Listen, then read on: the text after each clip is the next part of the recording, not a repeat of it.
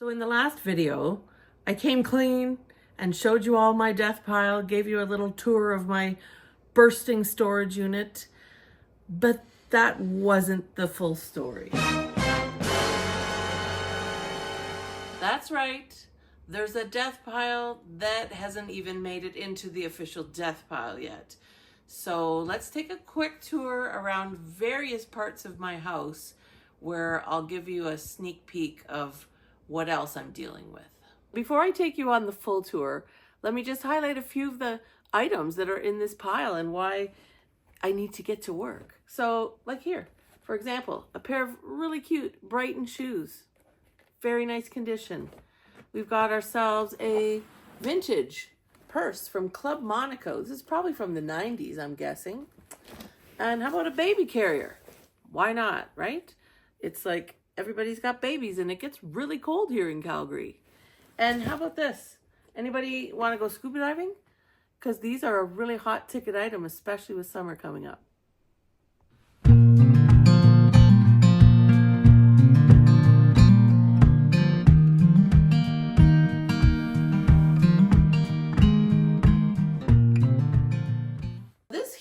Is my attempt at getting a little bit more organized with my inventory. So you can see several shelves housing all kinds of different items, which are the next up for listing.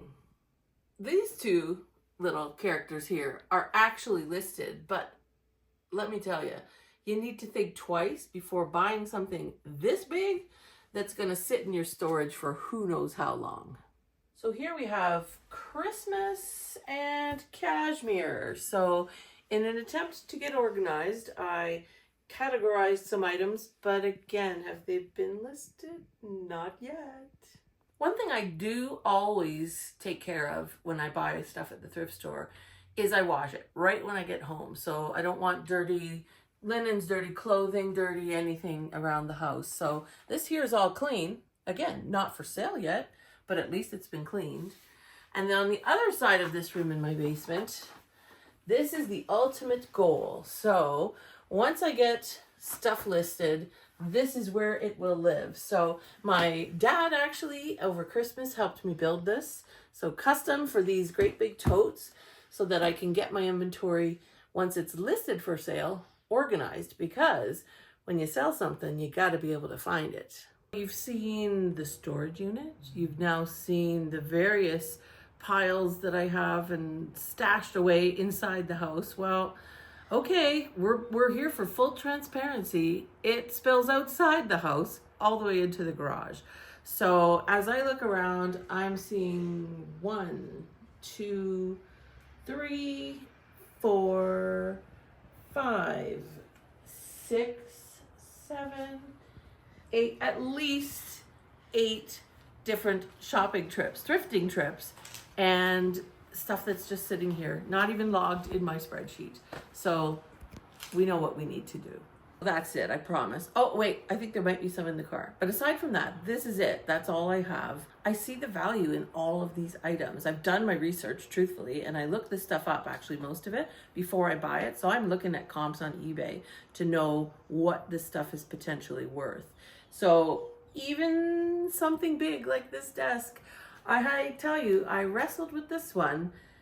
Should I get it? Should I not? I could tell just from looking at it that it was a beautiful piece of vintage furniture. And when I looked it up, would you believe what this thing is worth? It has sold for over $1,400. I'm in Canada, so those are Canadian dollars for my US followers. How could I leave it behind for $25? Confession time is over. Let me tell you what I actually have done well over the past year and a half. Other than the 8 shopping trips that you saw out in my garage that haven't yet been cataloged, I guess you would say, I have actually been keeping a meticulous record in a spreadsheet of every single individual item that I have bought, how much I paid for it, when and where, which platforms I've listed it on, when it sells, what the seller fees are, for example, the eBay platform fees or the Poshmark fees, and what my net profit is. So as much as I seem like I don't quite have a handle on it, and that is certainly true as far as the listings are concerned, I actually have done okay on running the business side of it. By now, you are no doubt asking, why, Dawn? Why have you not listed these thousands of items for sale? Well, there are a couple of reasons. First off, I would say when I started, so go back the clock about 18 months, I was petrified of eBay. I did some listings on Facebook Marketplace. I did some listings on Poshmark, but I was a little bit terrified to list on eBay. Any of you who are resellers and who sell on eBay, you know, there's quite a bit of detail needed. And I was afraid of the shipping, truthfully. So it took me a little bit to get up the courage. Obviously, all is well. It's something we can all manage. But that was my first reason. My second reason is I was actually working in a full-time corporate career in a fairly senior role up until last July 31st. So for the first, I guess that's 8 or 9 months of doing reselling, I was still working full-time and moving towards retirement. What happens when people retire? Well, they want to be footloose and fancy-free. So I guess you could say I really embraced the shopping part and didn't so much embrace the business side of it. Well, now I've shown you everything. I've talked about the mess I'm in. I think we're all clear on what the problem is. So now, what am I going to do about it? Well, in the last video, I recognized already, before even all this, that I need help. So what did I go ahead and do? I hired someone! Hooray! As a matter of fact, he should be around here somewhere working.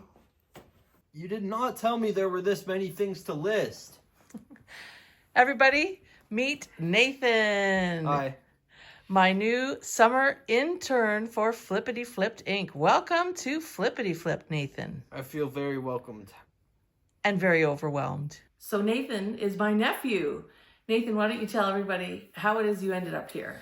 Well, I actually invited myself. So I'm what you would call a broke university student, and I was trying to figure out a job for the summer, and the market is horrible. You don't know where to apply, so I decided to hit up my aunt, and I was like, hey, do you want me to be a summer intern? And we just started talking more from there, convinced my parents. I was going to say, that was a big part of it, Yeah. is convincing my sister, his mom and dad, that this was aligned with his career goals. And legit. And a legit job. And so, you know, fast forward, here we are. It's legit, and we're making progress already, and he's only been here a week.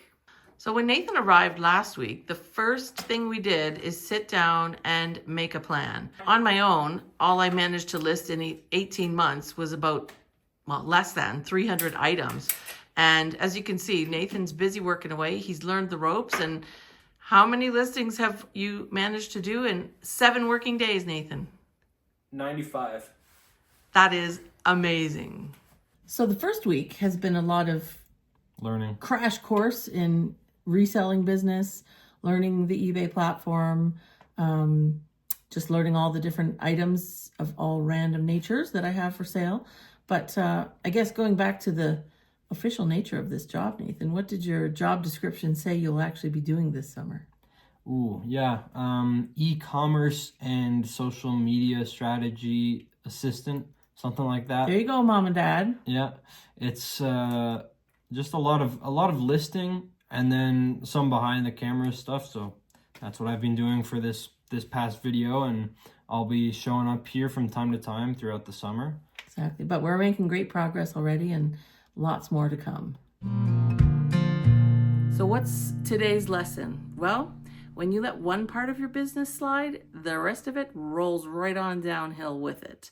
So by not entering into my spreadsheet those 8 shopping trips, thrifting trips that I showed you in the garage, it means I truly don't even have the exact number of my death pile.